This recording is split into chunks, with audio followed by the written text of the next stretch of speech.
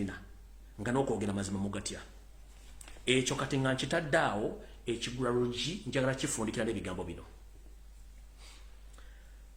Oweekitiibwa Robert Kyagulanyi Ssentamu omukulembeze wa National Unity Platform n'ekitiibwa ekingi njala kuwa obubaka buno butwale bulungi nnyo.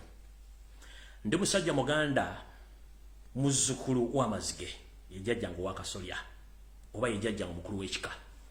Nganze omusajja Omuganda kinkakatako okwogera ensonga za Buganda zonna we mba nzisanze eri kinkakatako n'abakyala Abaganda kibakakatako n'abasajja Baganda.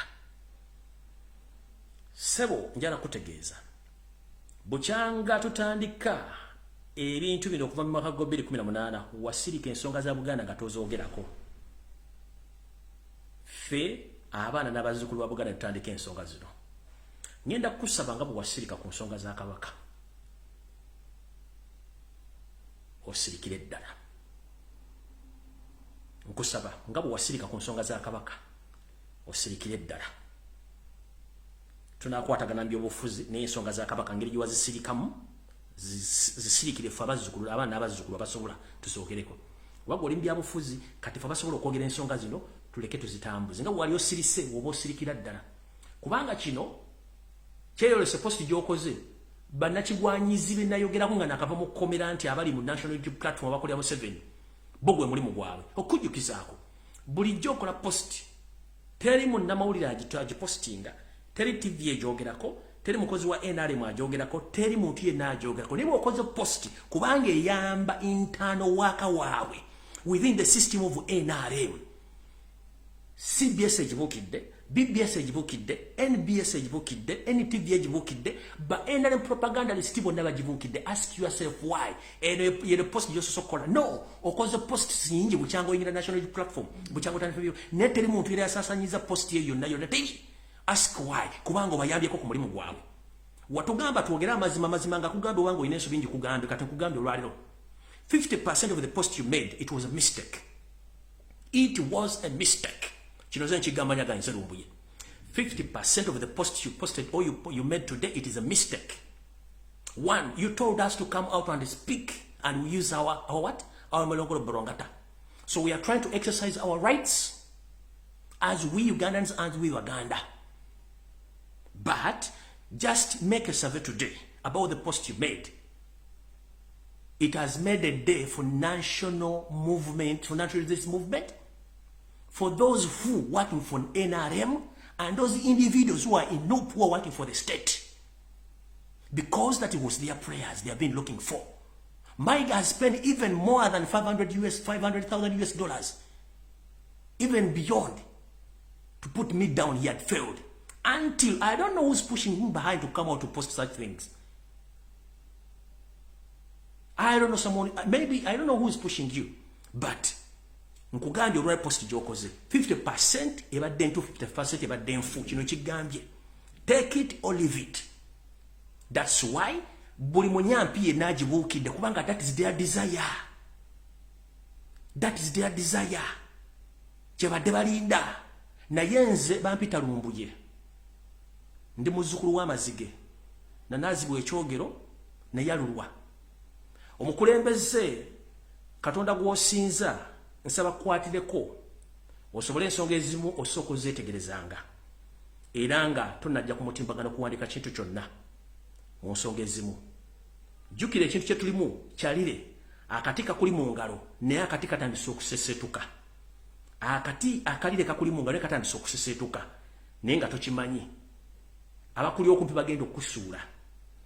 Nkusaba n'obuwombeefu bw'abanga amaanyi ga Museveni agendizimu gakusinze gatandise okuyingira, genda emugulu ewa jjajjaffe Kayira gaajule addemu akuteeke mu kyoto akufumba ofune amaanyi agakutivenirwa okuva ku mizimu gya Museveni.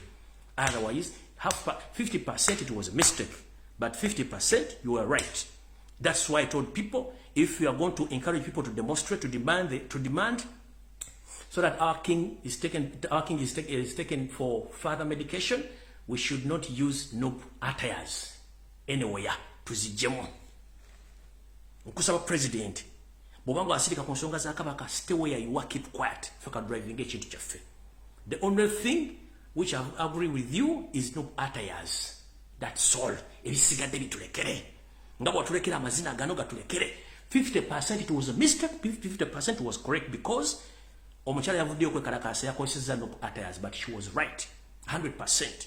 Gokenyi watugamba nti amazima tugogera, ate bw'oyogera amazima osigala bw'omu. Omukyala Fiona yabadde mutuufu. Reason being, abakulembeze bonna boyina mu national platform b'abapale babaludda wava mu Buganda. Njagala ondeetera omukulembeze omunuupu ya national platform eyayogera ku nsonga za Kabaka nga waali wano. Oyina leadership eya women wing, ani yayogedde ku nsonga za Kabaka? Nobody. But if Naluwama comes out and speak her mind about the situation which is going on in the Uganda Kingdom, she's right. The only mistake was to put on national unity platform attires, but the rest, she's right.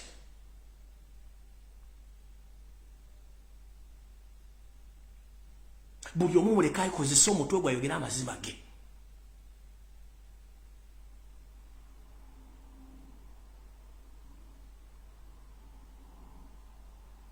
Mbasaba mwenda nga nfundikira ekigulalogi bw'oba ogenda kukalakasa mu nsonga za national za Buganda, jamu attire za NUP ziteeke ebbali. Ogende weekalakasize mu busuuti ne kanzu bulungi ng'onyumye oba engoye eza bulijjo. Ekigambo kijja tambula bulungi nnyo. Ekyo kintu tukiriziganyizaako bulungi. Naye ku nsonga za mukyala Naluwama, I don't agree with you. I agree with you just 1 point or 2 points. Not to use national platform attires, but speaking the truth. No, the lady was the lady. She was right, and she has all right. Watugamba tuve tuogera amazima gakawa. Okitegera bulungi amazima gakawa ge bayita amazima. Madamu Naluwama nga nfundikira ekigambo kino. Mama njagala kugamba obubaka obwatuuse bulungi gye bulina okulaga, era we bali nnyo kuba hit. Kati ngenda kusaba ddayo tukolere party B nga tuli mu za national unity platform 1 nga n'ebigambo bya addressinze bulungi byambazizza ng'omukyalo Muganda newakubadde olina obusungu. Wakubye hit n'etuuka gy'erina okulaga direct. Eyo gy'owulidde ekomyewo gyo gye bayita feedback oba gye bayita reply. So reply ogifunye bulungi nnyo, era ogitegedde bulungi nnyo, era nze am with you 100%. But don't put on national platform attires when you are demonstrating on behalf of His Majesty Kabaka of Buganda. That's all. The rest you are fine. And you are ready to go. You are ready to go. With anything, you are ready to go. Okitegera? So mukulembeze waffe, mukama waffe ensonga zaffe zitulekere zino tugende nazo. Kubanga nkugambye abakulembeze bonna bafuna mu Buganda. Naye ku bakulembeze batukuli yayogedde ensonga wadneji kubanga Mayiga bonna yabamiitinga. And this is to remind you, abantu abakwetodde abasinga obungi abava mu DP bonna nfanfe ba Mayiga. So maybe somehow, somewhere, they influenced you due to the pressure, but the message was received well. Mr. President, please, this message goes direct to you. Among the people whom you are leading with, whom you lead national platform, they are the best friend of Mayiga. I think Mayiga received the message, and all the Mengo leaders, they received the message. That's why that was the reply. But please, with due respect, Mayiga is the best friend of some of the NUP leaders, never MPs. Let the people speak. Abantu bandi bali tuboogere bati basobola kwogerereka abantu boogere.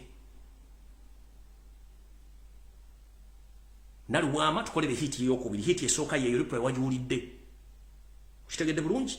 Omukulembeze sigenda kudda mu bubaka bwenkuwadde, watugamba tuogere amazima ate tugogere. Nze nja googera. Awo nno sigenda kulwawo, ngenda bwa information ekwata mu Bulange Mengo, then ngendere ku bwe naba malirize ngenda bwa general information. Right. Kati tulakkalira ntandike video ekigulalo gikiwedde. Tulakkalira ntandike video eyandeese olwaleero.